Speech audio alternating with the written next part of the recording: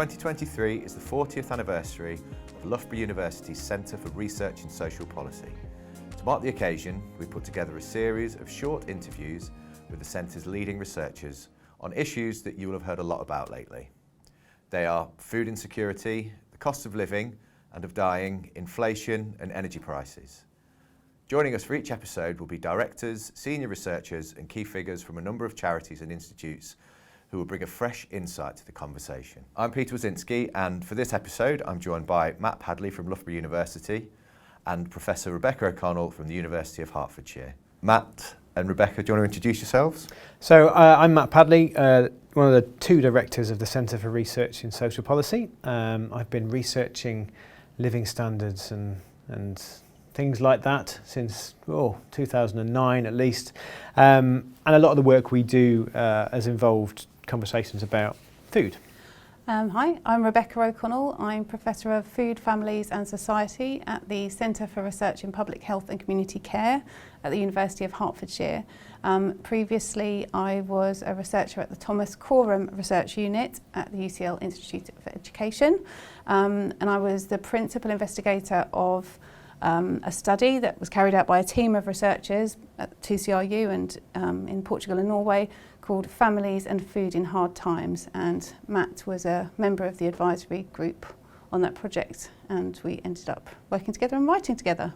Like I mentioned before, we're going to talk a little bit about the cost of living, the impact that food insecurity has on that. Can you just tell me, what does food insecurity mean? What does that term mean? So it's interesting. So I think there's terms food insecurity and food poverty often get used interchangeably. To be food insecure is to be unable to afford a diet that's adequate, for to meet your needs for nutrition in socially acceptable ways, or the uncertainty that one will be able to do so. And that's the kind of definition that's used by the Food and Agriculture Organisation, and it's regularly used in the literature. Sometimes more emphasis can be put on the kind of being unable to meet your needs in socially acceptable ways, or being able to participate in activities that are customary. And we as kind of sociologists, anthropologists, very much come at it from that angle. So we tend to talk about food poverty. We do talk about food insecurity as well. But food insecurity can have quite a specific meaning in the way that it's kind of operationalised in surveys, for example. Food poverty is maybe a bit broader and brings into the social dimensions a bit more. So you mentioned that that's the sort of the literature definition of it. Like Matt, from some of the work you've done, what's the on the ground definition of it? How does that translate down to people's everyday lives? I mean, one of the problems with naming poverties, so food poverty, fuel poverty, period poverty, so on, is that you end up putting them in silos when really, actually, they are all poverty. Yeah. And as Rebecca said, one way in which we can think about what poverty is as not being able to take part in what lots of people take for granted. So what is customary? And what that would mean, or what that means on the ground, is that people are kind of going without the things that we would take for granted. And in relation to food, that might mean skipping meals. It might mean buying food for, if you're a household with children, buying food for your children, but not necessarily feeding yourselves. I mean, it could play out in all sorts of different ways. One of the key things about food is that if your income is suddenly constrained, food is an area where you can cut down spending immediately. Unlike energy bills or other kind of areas of spending, food is an area where you can absolutely, stop spending as much money as you were before, shop in different ways, buy less food. So the consequences of not having enough food on the ground would be, many and varied. But I think it's important that we kind of understand that yes, a focus on food poverty can be useful in lots of different ways, but actually we're really talking about poverty and the problems associated with not having enough income. What you mentioned the social participation element. What is the minimum standard for that? What have you sort of set that at? As a centre, a large part of what we do is something called the minimum income standard. We started this back in 2006, so we've been doing it for many years. And we set out to answer what seems to be a relatively straightforward question: how much is enough? So what is it that people need in order to take part in the world around them, to have that socially acceptable standard of living? We do this by getting lots of groups of members of the public together and asking them to talk through and reach agreement as a group about what it is that everyone should be able to have in order to have that standard of living. We talk to retired people about what they need, we talk to parents about what households with children need, and so on and so on. Lots and lots of groups. I've lost count of how many groups we do, but what you end up with is a list of stuff. A list of the stuff that you need in order to have that standard of living, but also the things you need to be able to do outside the home. So it's not all about kind of material goods, it's about kind of activities and things which enable households, individuals to feel included, to feel part of the world they live in. Within that, looking at food, we talk about the sorts of everyday kind of practices, what people should be able to do.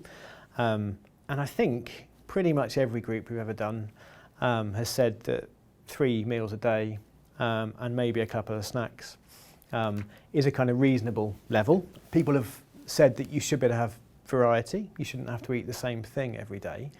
But they've also said consistently over time that you shouldn't just have to always eat at home, that you should be able to eat out occasionally or have the occasional takeaway.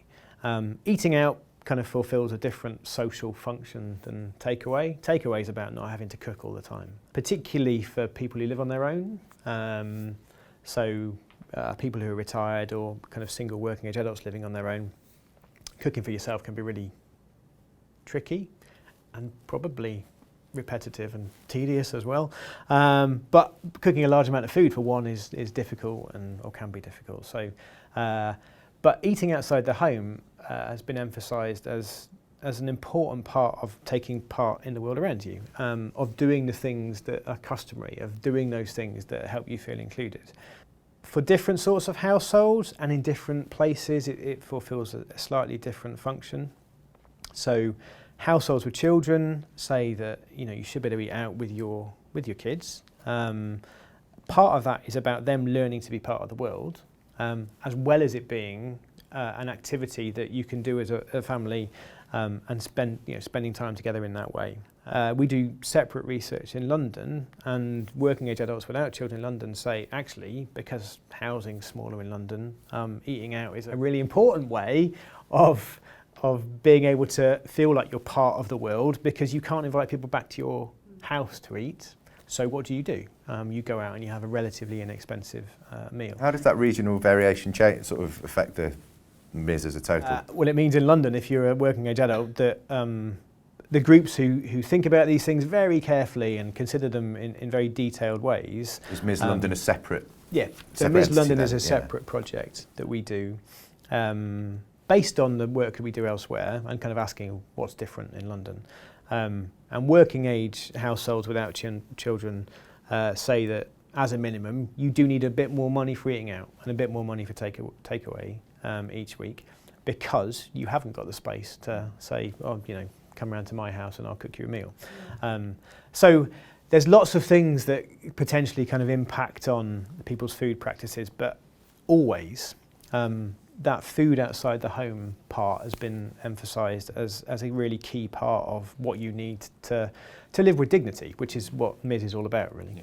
One thing that I think I understand about this is that if you don't reach the minimum income standard, you're not classing that as a poverty line, are you?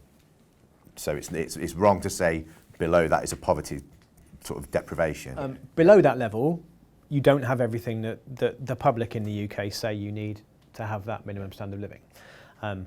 We do know that below 75% of that level, you're far, far more likely to be materially deprived. So yes, it's not a poverty measure. Poverty tends to focus on what people don't have. The work that we do focuses on what people need. Yeah, that's interesting. Yeah. Okay. And so, can you tell us how that's changed then? How MIS, especially the social participation element, has changed recently? So COVID had a massive, massive impact. Yeah. We couldn't go out. So no one could go out. No one was doing anything. And then there were various things to get people back out, including Eat Out to Help Out and so on. We did the last research we did in 2022, so last time we got groups of people together, it appeared to be a kind of impact of the freedoms returning. So the ability to go out had kind of returned, and people were keen to make the most of that. And so what we saw last time in the work that we do when we published those figures in 2022 was a significant increase in the amount that working age adults and pensioners actually had included to eat out, partly because they hadn't been able to do it for however many months it was before then. So there was some, over time, the amount that people have specified and how much they've said you should be able to do it has changed. So post-financial crash, there was some evidence of kind of people adjusting their expectations, I guess. And we've just started the latest round of minimum income standard research. And everything that's going on at the moment with the cost of living and the pressures that households are facing, it's too soon to talk about results, but we are starting to see an impact of that as well. Okay. Rebecca, you mentioned your project earlier, Families and Food in Hard Times, which is completely relevant to what Matt's just been talking about, but you also studied people in Portugal and Norway and compared to the UK. Yeah. How is that different? Well, it's interesting. I was just thinking about this in relation to children and young people. So in Families and Food in Hard Times, we looked at households. So we did big secondary analysis of large-scale data sets, but the kind of heart of the project was really qualitative interviews with children who were aged 11 to 16 and the parent or parents in their families in 133 families in the 3 different countries. And we really wanted to do that because children are so rarely kind of consulted about these matters and had at that point not been, the subject of research about food insecurity. And one of the areas where there was quite significant or quite a lot of difference between the 3 countries was in terms of children and young people's expectations and ability to go out and eat. And it was quite interesting that in the UK, so UK compared to Portugal and Norway has the most consumerised sort of food environment, I would say. So it was an expectation among young people. They lived in places, they were surrounded by opportunities to go out and eat. When you say go out and eat, what are you talking about there? You talk about Greggs, or are you talking about... Yeah, all of those kinds of things. Yeah, just exactly. Anywhere. We had 2 study sites in each country, so a study area in the capital city of each country, and then a kind of contrasting area somewhere outside of the capital city that was sort of less urbanised. So there were differences between those places, but certainly in the inner city area, which was in London in the UK, there was, the area that the children were growing up in was quite gentrified. So yes, there were places like Greggs. They were kind of, your standard, Costa coffee and things like that. They were also quite expensive coffee shops selling, cakes and posh cappuccinos and things like that. Cafes. Yeah, and some of the young people that they went to school with were able to go to those places at lunchtimes or after schools. Quite often, it's quite customary in the UK and in cities for children to go to a chip shop and get chicken and chips on the way home from school. It's not healthy, but it's a norm. Yeah. And it's cheap. But actually for some young people, even that was out of reach. And so to be unable to do those kind of normal things was a real, source of kind of feelings of exclusion and shame. And they had, ways around that. So children could, pooled their resources and shared food. They made excuses in some cases about why they couldn't go. They saved their pocket money in order that they could go and do some of these things. But there's definitely a norm, and it was a little bit different in the other 2 countries. But it was definitely in the UK that children. It was only in the UK that children spoke about, sort of articulated that experience of feeling different, and the kind of inequality. Well, why do you think that was? I think it's a combination of this kind of. It starts from food is a really important way in which people, including children, understand and express their identity. Okay. And we live in a very consumerised kind of environment, so the way in which we do that is through buying things. And if you're unable to buy things, that's a kind of, that's very difficult. And the UK, we have this combination of very high inequality and highly consumerised food environment. And I think those things coming together mean that, that sense of exclusion from what is normal was most keenly felt, I think, by the children that we spoke to. So how is it different in Portugal? I think the first thing to say is the research was carried out by teams in each of the 3 countries. So it was led by me, when I was at the Thomas Coram Research Unit, which is part of UCL Institute of Education. But the teams were located in different countries. We all used the same methods and we used the same kind of interview schedules, but it could be that we emphasise different things in our interviews, so I think that should be said first of all. Yeah. That said, the children and young people in Portugal, they did talk about going out occasionally at lunchtime from school, because their school day is a bit different, so they might finish earlier or going to a cafe, something like that. But most of them talked about eating at home. The family meal was very much, more important and part of their day. They didn't talk about eating out so much. They didn't talk about feeling excluded from eating out so much. And as I say, that could be because it wasn't something that we kind of followed up as much as we did here, but it certainly didn't kind of come out of the data in that way. Norway is an interesting comparison because they're much lower, proportion of people living in poverty. The people who are living in poverty, overrepresented among the people living in poverty are families who are migrants, first generation migrants. So the sample was quite different. The worst off families in Norway were better off than the families in the UK or Portugal in many ways. And children did talk about eating out, they did talk about being different, but just not to the same extent as they did in the UK sample. Are there as many opportunities for them to eat out there? Are there as many sort of fast food places and coffee shops and things like that? Yeah, so no, it's an interesting question. So in terms of opportunities to eat out, it's you have to draw on different kind of types of data, I suppose, what the children told us and what the kind of big data sets tell us about eating out and hospitality and those kinds of things. And I think that traditionally in Norway, eating out wasn't as much of a norm, but it has increased. And children did talk about going out but for a kebab or for a pizza or something like that. They didn't talk so much about feeling excluded. It's not as much part of their daily sort of lives. Okay. Yeah. An interesting thing that comes out of the minimum income standard research is when we have conversations about what secondary school age children need, and this need to go with their friends, maybe into town, and maybe not even every day after school, but once a week, talking about pocket money and how much they might need to go and buy themselves lunch because that is part of taking part in the world. They might not go and spend any money doing anything else, actually. So if they're going shopping, they're not necessarily buying anything. And I think, and I think what you said about housing as well was really interesting. So for many of the young people that we spoke to, they were not living in accommodation to which they could invite friends. They didn't have the room to invite people around. They couldn't afford to feed them.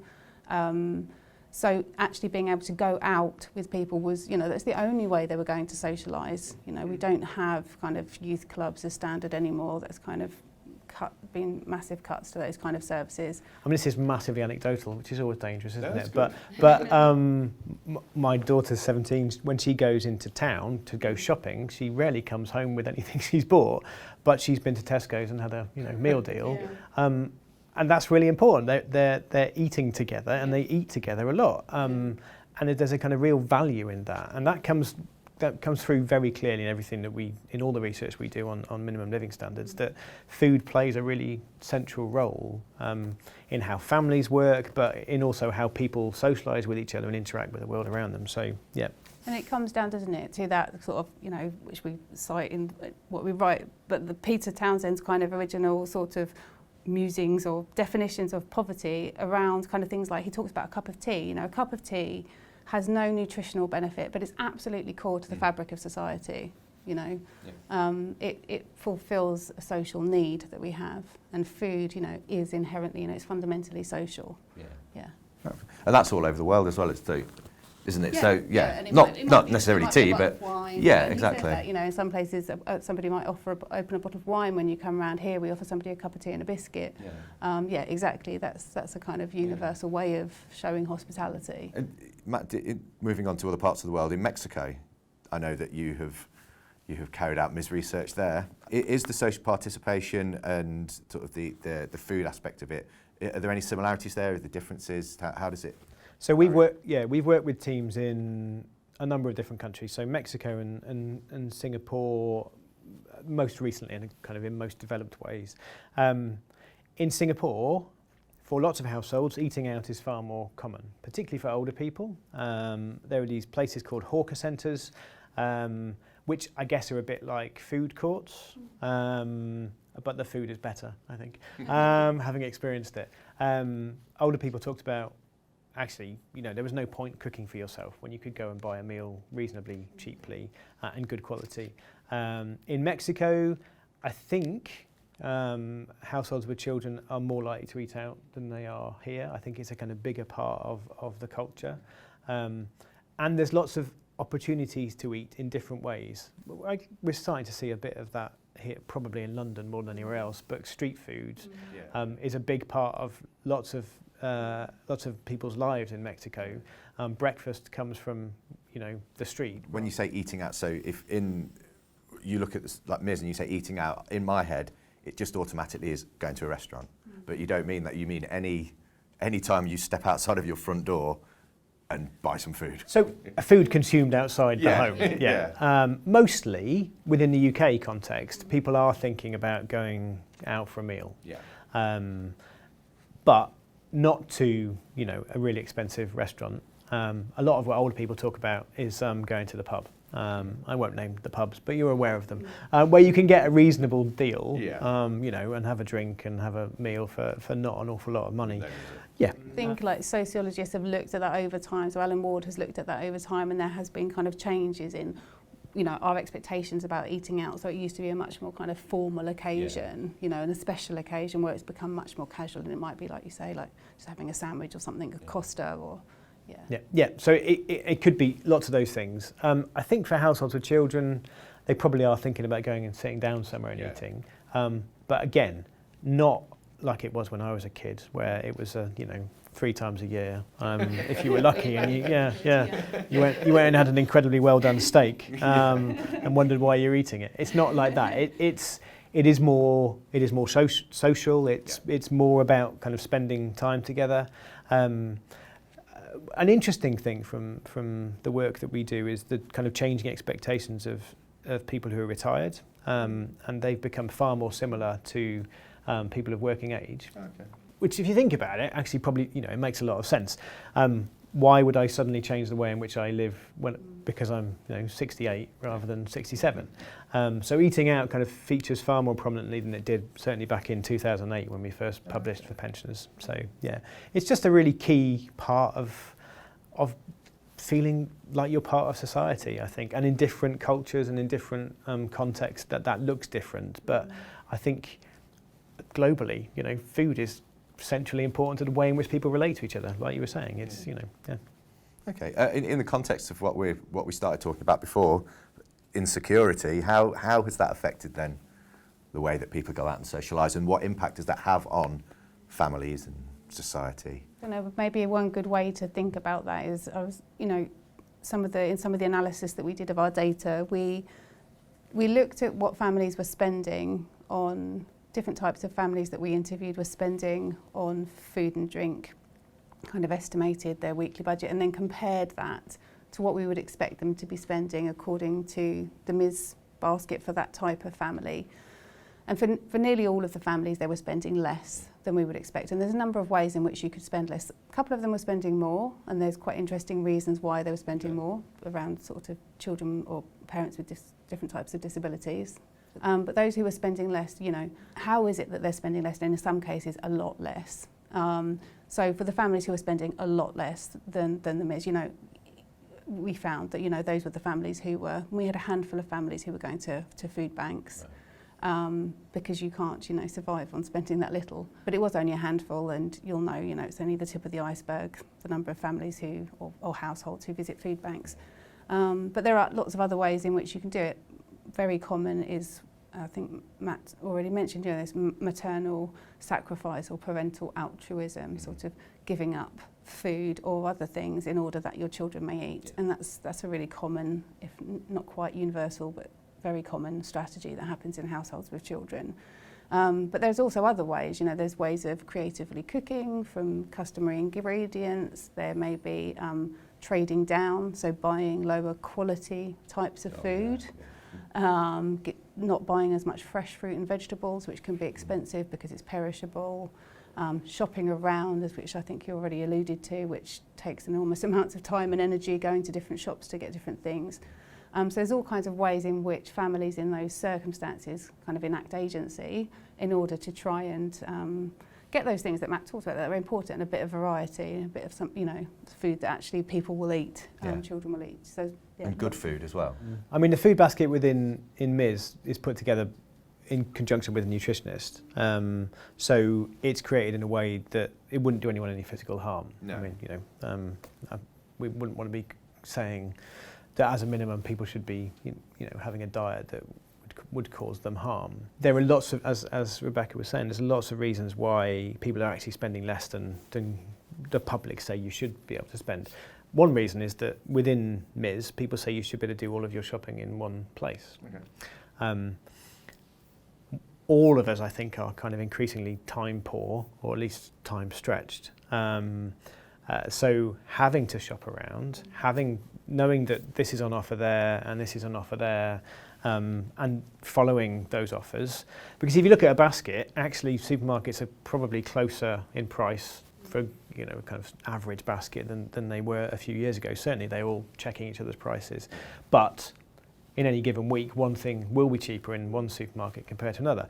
That all takes a massive amount of time. I mean, this is true of lots of things when your income is constrained and when you're living on a low income, is that actually having a low income takes up a massive amount of your time, not just juggling food shopping, but finding the cheapest of everything is, massively time consuming. So within MIS, they say you should be able to do it under one roof, in the same place, and not buy the cheapest. Yeah. Because if you're buying the cheapest, you don't have any choice. Or if we, said as a minimum you only ever need to buy the cheapest, you're taking away people's choice. So I think those two things together probably go quite a long way to explaining why, actually in reality lots of people are spending a lot less than the MIS research says that they should. We know that most people in the UK don't have good diets. Most types of households don't meet the recommendations for what we should be eating in terms of, macro and micronutrients. But we also have this, very clear social gradient that isn't so apparent in all countries between the wealthiest households and the poorest households. And that can be interpreted in a number of different ways, but would probably say that it costs more to eat well, or it costs more to eat a diet that's closer to the recommendations, and other research does find that. I was going to move us nicely on to the free school meals, because there is an opportunity for the children to have regular healthy food for no cost. Do you want to tell me a little bit about the eligibility for that? Yeah, thanks. So I think the first thing to say is that education and food policy in the UK is very fragmented. So there are differences depending on how old a child is and where they live. In general, for older children, free school meals are means tested. So parents have to be in receipt of a certain benefits, and they have to have income below a certain threshold. So in England, that's 7,400 a year before benefits. Although it's different in Northern Ireland, it's a much higher threshold. So in London, the Mayor Sadiq Khan has announced for 1 year only at the moment additional funding to make the current offer, which is universal infant free school meals, available to all children at primary schools. So because of that, some local authorities are then using the money, because they'd already provided that themselves out of their own budget, to then extend that upwards to children in some secondary schools, or providing breakfast clubs or things like that as well. So basically it's very fragmented. It really depends how old you are and where you live at the moment. Right, okay. Yeah. And free school meals should be available to all primary and secondary school children. Discuss. Yes. Yes. Yes. Simple. Yeah. Why aren't they? Well, there's a good question. I mean, rather like fuel poverty, say, that England, Wales, Scotland and Northern Ireland measure that in different ways. And you're eligible for help in different countries when you hit a certain level. There's no universality of approach to these things. So the cut-off for income in England to be eligible for free school meals is 7,400. In Northern Ireland, it's 14,000, I think. Just explain what that means. 7,400 what? Pounds. Sorry. That's the income for the parents. So that's the point at which above, if your income is higher than that, after tax and all that kind of stuff, so your disposable income, your take-home earnings, then you're no longer eligible for free school meals. Universal free school meals for everyone would absolutely be a good thing. Yeah, no, I totally agree, and we've argued that, and actually Margaret Macmillan argued that over 100 years ago. If the government insists on compulsory education, it must provide for the proper nourishment of children.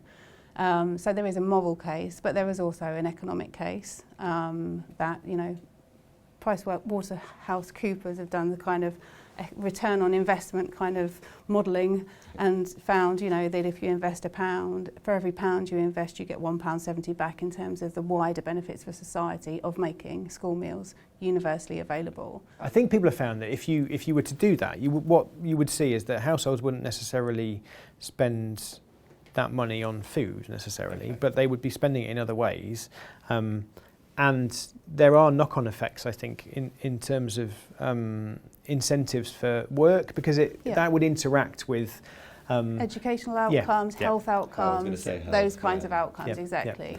A lot of this is longer term. A bit like investing in early years education is a really good thing, not because you immediately see any return on it, but because in 10, 20 years' time you see a massive return on that investment. I think it would be a similar kind of thing. But also, because there's a threshold currently for eligibility for free school meals, if you remove that, you don't have people worried about the fact they're going to suddenly have to find the resources to pay for their child to have a meal at school, despite the fact their income hasn't gone up by very much at all. So if you go above that £7,400 threshold, you're not suddenly getting any more or enough support to pay for that, for what you were receiving. So it doesn't work in isolation. It kind of interacts with the rest of the social security system as well. So, and Rebecca, you were saying before there's an argument for not just parents on universal credit for their children to get school meals. It's all children. Because you as long as you keep in this kind of a system in which some children have a free school meal and others don't, you have the potential or the likelihood that that's going to be stigmatising. And on the basis that our schools should be places that challenge the inequalities in our society, not reproduce them, that shouldn't be happening. So we know from speaking to children and young people who are both in receipt of free school meals and weren't in receipt of free school meals because of the different eligibility, but were all living in poverty, that those who were in receipt of free school meals could be identified and were publicly identified and felt stigmatised at times at school because they were unable to choose the same foods as their peers, for example. Or the meal that they were able to have wasn't enough to actually fill them up. Food can be, a real vehicle for building social solidarities, for bringing children together. It shouldn't be dividing them.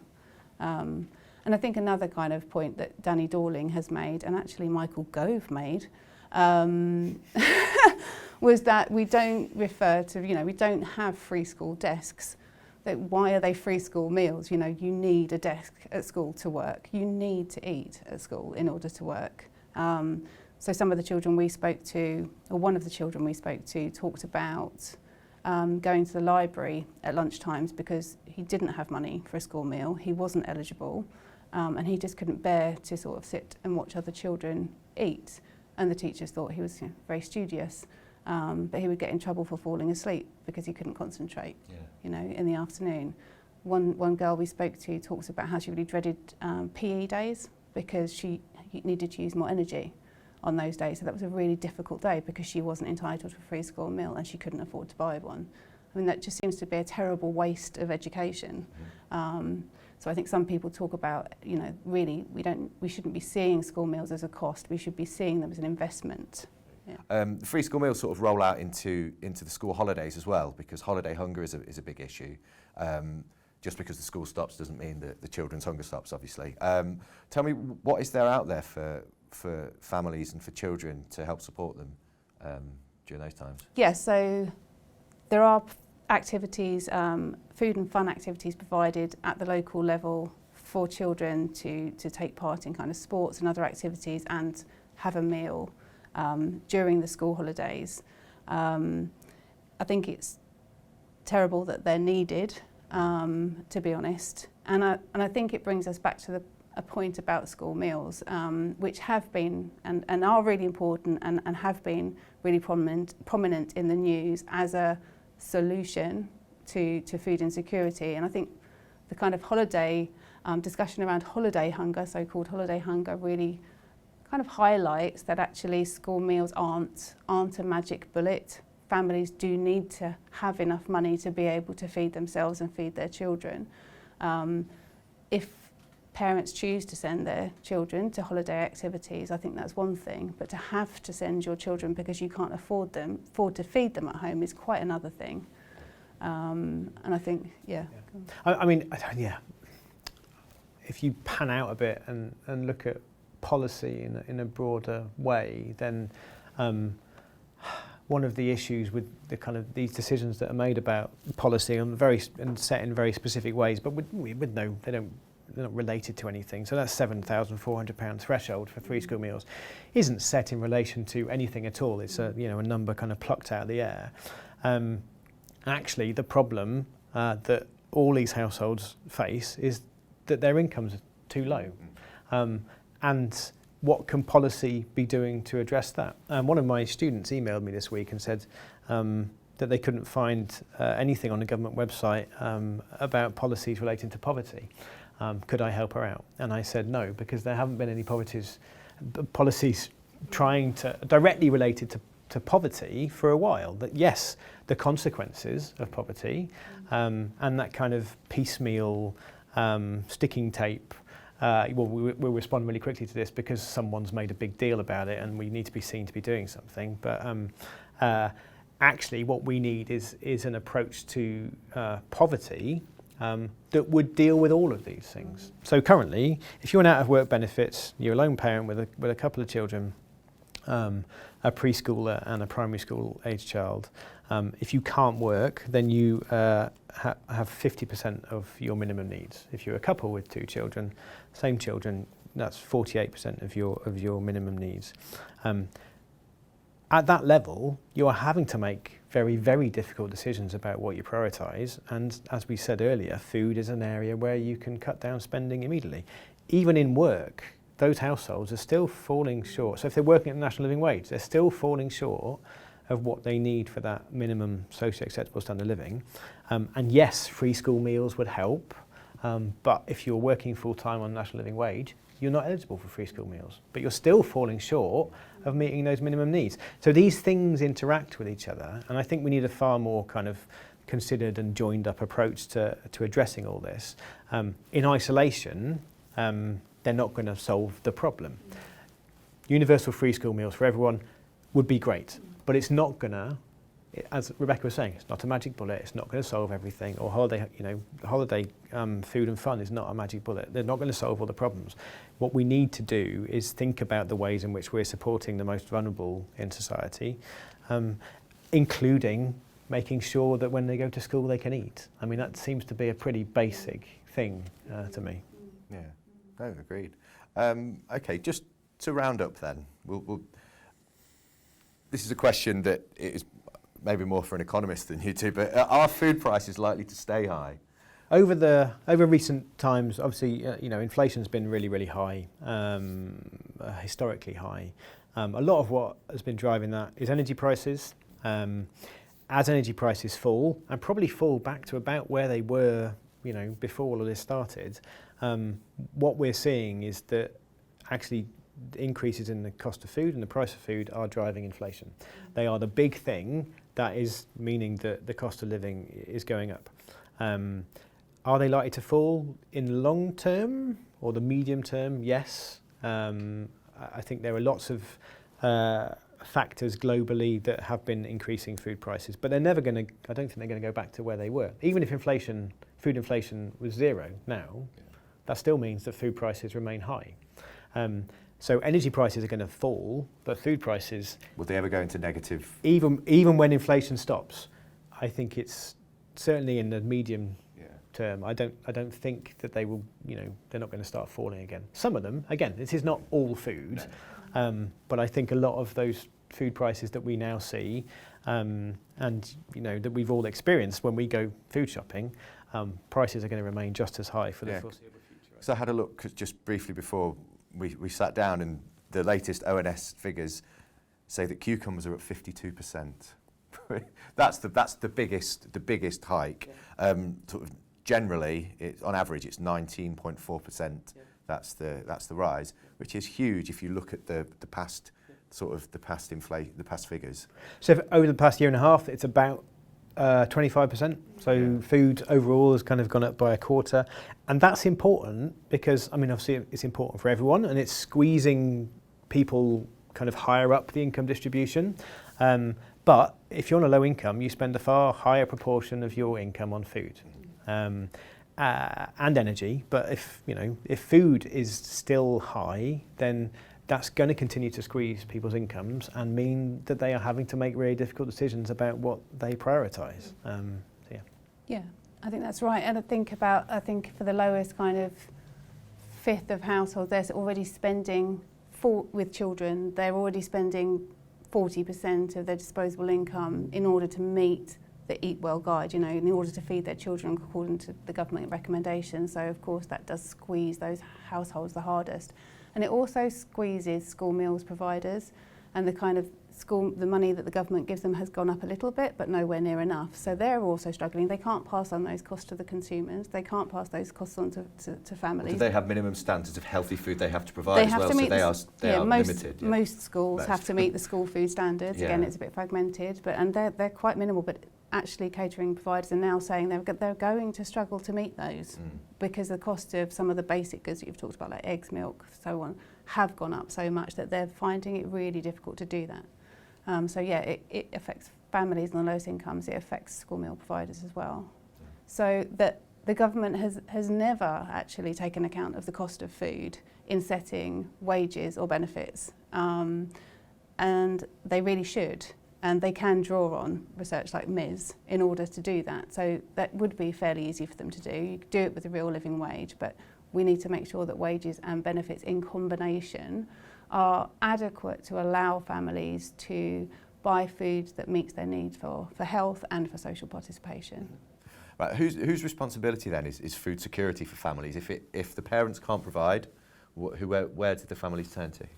Yeah, so we, as part of our project, we asked children and young people who they felt was responsible for making sure that children could eat well. And they, identified a role for their parents. It's a norm that they expected their parents to be able to do this. But what they also said was, when parents are unable to meet that kind of responsibility, then the government has a duty to step in. And I think this was something that was very helpfully highlighted by Marcus Rashford when he called on the government to step in and make sure that children whose parents were unable to feed them did so. And that was based on his experience of growing up in a family with a working mother who, despite her best efforts, wasn't able to provide enough food for them. And I think that was really helpful in bringing children's voices and experiences to the front of the kind of public debate around food insecurity. Yeah, it makes a big impact when it becomes anecdotal, doesn't it? And when people draw on their personal experiences of it, definitely. Thank you for joining us, and thanks to Matt and Rebecca for providing their insight. If you'd like to find out more about the research discussed in the show, then check out the links in the episode descriptions. We have more shows in the series, and we look forward to engaging in more discussions around the work carried out by CRISP and the people that they work with. Goodbye.